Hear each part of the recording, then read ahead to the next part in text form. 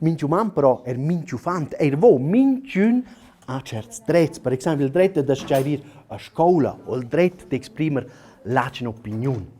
Per ufants dovranno una protezione bler più severa perché non hanno i loro diritti e per cui la grande parte dei paesi di questo mondo sottoscritto precisamente 25 anni la Convenzione dei diritti dell'ufant. Tre stati fanno buona parte di quella convenzione: gli Stati Uniti, la Somalia e il Sudan del Sud. La convenzione compaglia 54 articoli.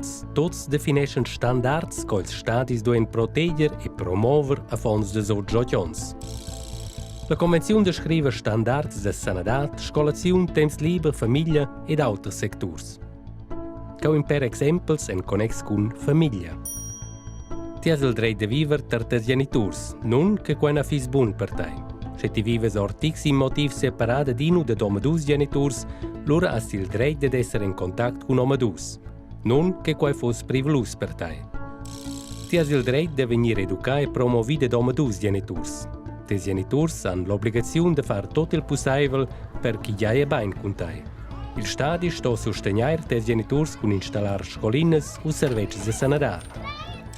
Ti hai il diritto di una sfera privata. Nessun altro che ti ne dà a leggere ti brevi o ti mails, intercorrere ti ciambra o fare cose somiglianti. Nessun ne dà a blamare o offendere te. Questa convenzione può essere, per esempio, che tu dasci insomma zambriare qui o cincun dopo puoi prendere a suonare un strumento o ir a scuola, però abbiamo plers altri diritti che proteggono, per esempio, da altre minorità.